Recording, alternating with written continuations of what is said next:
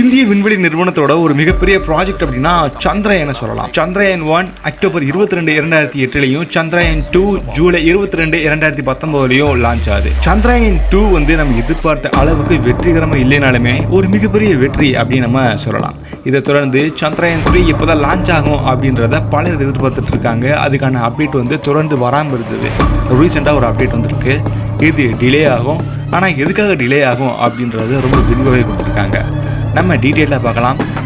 நீங்கள் என் கூட சேர்ந்து ட்ராவல் பண்ணுங்கள். உங்களுக்கு இந்த மாதிரியான விண்வெளி சார்ந்த பதிவுகளுக்கும் நம்மளுடைய பூமி பற்றின பல அறியப்படாத தகவல் தொடர்ந்து வரதுக்கு மறக்காமல் சப்ஸ்கிரைப் பண்ணிட்டு பெல் ஐகானை கிளிக் பண்ணுங்கள். I am Lokapala Karthikeyan. You are வாட்சிங் Zenith of Science.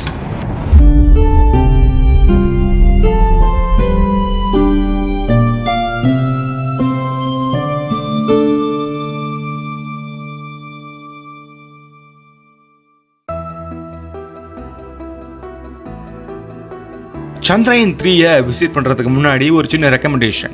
Zenith of Scienceோட ஃபேஸ்புக், இன்ஸ்டாகிராம் ஷேர் சாட் அதுக்கான லிங்க் வந்து நான் கீழே டிஸ்கிரிப்ஷன்லையும் ஃபர்ஸ்ட் கமெண்ட்லையும் கொடுக்குறேன். நீங்கள் மேபி வேணும்னா அதை நீங்கள் ஃபாலோ பண்ணிக்கலாம். That's my recommendation. October 22, 2008 PSLV XLZ-11 அப்படின்ற ஒரு ராக்கெட் மூலியமாக தான் லான்ச் ஆச்சு சந்திரயான் 1. சந்திரயான் அப்படின்ற ப்ராஜெக்டுக்கு விதை போட்டது இந்த முதல் சேட்டலைட் அப்படின்னு நம்ம சொல்லலாம். 2008 ஆரம்பித்த இந்த ஒரு ப்ராஜெக்ட், அதாவது இந்த ஒரு லான்ச் ஈவெண்ட்டுக்கு அப்புறம் கிட்டத்தட்ட ஒரு சில மாதங்கள் மட்டும்தான் இது உயிரோடு இருந்துச்சு. இதோடைய லாஸ்ட் கான்டாக்ட் அப்படின்றது ஆகஸ்ட் 28, 2009 வந்து கடைசியாக நமக்கு தெரிய வந்தது. இதோடைய வெற்றிக்கு அப்புறம் நம்ம இதை அடுத்தடுத்து கொண்டு போகலாம் அப்படின்னு சந்திரயான் 2 அப்படின்றத இனிஷியேட் பண்ண ஆரம்பித்தாங்க. அந்த வகையில் இந்த சந்திரயான் 2 அப்படின்றது கொஞ்சம் வித்தியாசமான முயற்சியாக இருந்தது. எந்த அளவுக்கு வித்தியாசம்னா, இது வரைக்கும் யாராலையும் ரொம்ப அதிகமாக விசிட் பண்ண நினைக்காத ஒரு இடமான சந்திரனுடைய இருண்ட பகுதியை நோக்கி நம்ம போகலாம் அப்படின்னு இவங்க நினச்சாங்க. அதனால லேண்டர், விக்ரம் லேண்டர் அப்படின்ற ஒரு லேண்டரையும் பண்ணாங்க. தென் இதில் ஆர்பிட்டரும் இருந்துச்சு.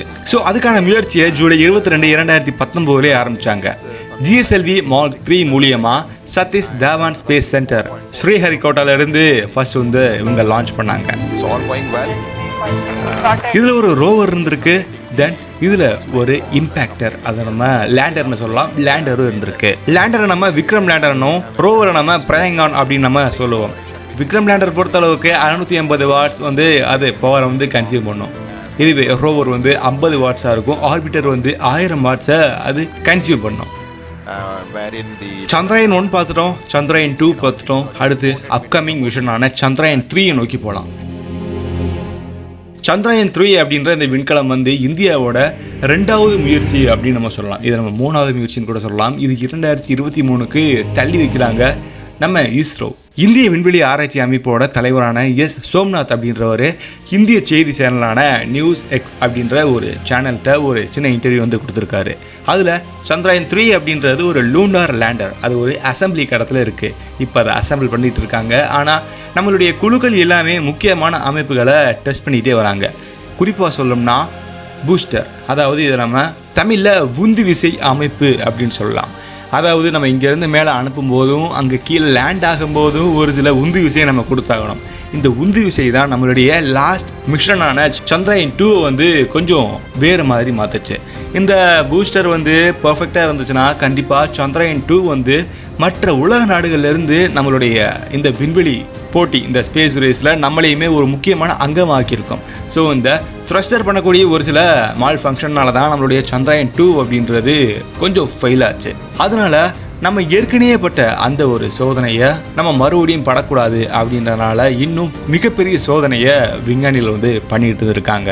ஸோ இந்த சந்திரயான் 3 அப்படின்ற இந்த லேண்டருக்கு இன்னும் அப்டேஷனான பல டெக்னாலஜியை நாங்கள் இம்ப்ளிமெண்ட் பண்ண போகிறோம் அப்படின்றத விஞ்ஞானிகள் வந்து சொல்கிறாங்க. இது உந்துவிசை டெக்னாலஜியில் ஒரு சில மாற்றங்களை நாங்கள் கொண்டு வர போகிறோம்ன்றதையும் இவங்க சொல்கிறாங்க. ஸோ மகேந்திரகிரியில் இருக்கக்கூடிய தி லிக்விட் ப்ரொபல்ஷன் சென்டரில் அதிகமான டெஸ்ட் அப்படின்றது இப்போ முன்னெடுத்து போயிட்டே இருக்காங்க. ஸோ இதை தொடர்ந்து சோம்நாத் வந்து இன்னும் ஒரு சில முக்கியமான தரவுகளை வெளியிட்டாரு. அதாவது இப்ப நம்ம முதலா ஒண்ணு சந்திரயானுக்கு போறதில்ல. ஆல்ரெடி சந்திரயான் 1 அப்படின்றத நம்ம சக்சஸ்ஃபுல்லா லான்ச் பண்ணிட்டோம். அது நல்லாவே இருந்துச்சு. அதுக்கப்புறம் சந்திரயான் 2 வந்து ஒரு சில இந்த ப்ரொபல்ஷன் காரணமா நம்ம தோல்வி அடைஞ்சோம்.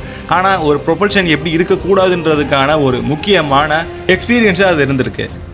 ஸோ அந்த எக்ஸ்பீரியன்ஸை வச்சு நாங்கள் இந்த சந்திரயான் 3ல வந்து என்ன நடக்கக்கூடாதுன்றதை நாங்கள் ரொம்ப டீட்டெயிலாக அனலைஸ் பண்ணுறோம். ஸோ இதனால தான் எங்களுக்கு கொஞ்சம் கொஞ்சமாக நாட்கள் இழுத்துட்டே வந்திருக்கு.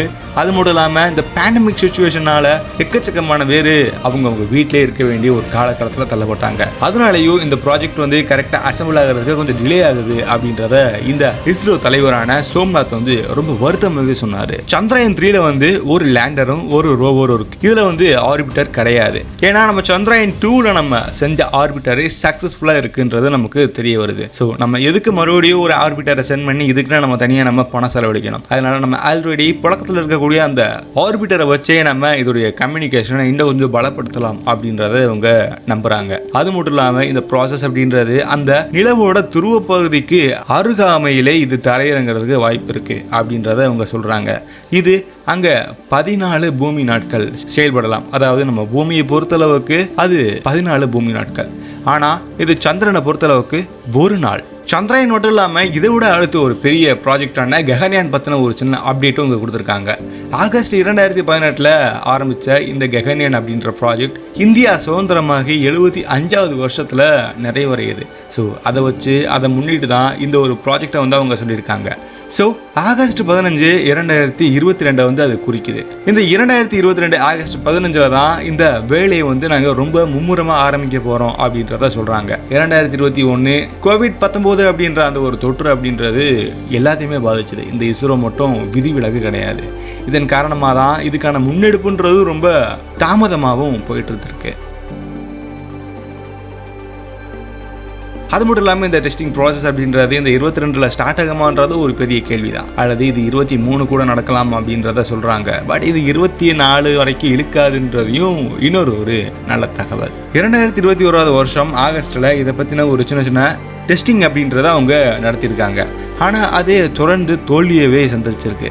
அதனால இந்த தோல்விக்கான சொல்யூஷன் என்னவா இருக்கும் அப்படின்றதான அவங்க யோசிச்சு அடுத்தடுத்த அப்டேட் அவங்க கொடுத்துட்டே இருக்காங்க. அது அப்கிரேடும் பண்ணிட்டே இருக்காங்க. நம்ம பொறுத்திருந்து பார்க்கலாம். கண்டிப்பா 25க்குள்ள நம்ம ஒரு மிகப்பெரிய விண்வெளி சாதனையை படைச்சிருவோன்றது எந்த விதமான மாற்று கருத்துமே இல்லை. உங்களுக்கு இந்த கருத்தை பத்தி மறக்காம கமெண்ட்ல சொல்லுங்க. வீடியோ பிடிச்சா நீங்க லைக் பண்ணுங்க. மறக்காம உங்க கருத்தை நீங்கள் கமெண்டில் எனக்கு சொல்லுங்கள். இஸ்ரோ வந்து இந்த SpaceX, NASA, ISRO அப்படின்ற இந்த மிகப்பெரிய ஜாம்பவான விண்வெளி நிறுவனத்தோட போட்டி போடும் அப்படின்றத நான் நம்புகிறேன். உங்களுடைய கருத்தை நீங்கள் மறக்காமல் சொல்லுங்கள்.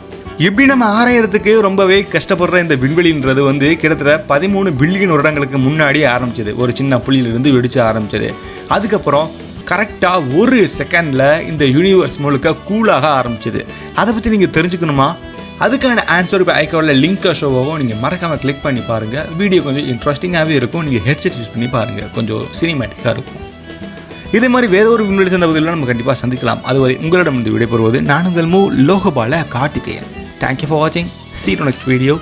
Bye. மரம் வளர்ப்போம், வரும் கால சந்ததிகளை காப்போம்.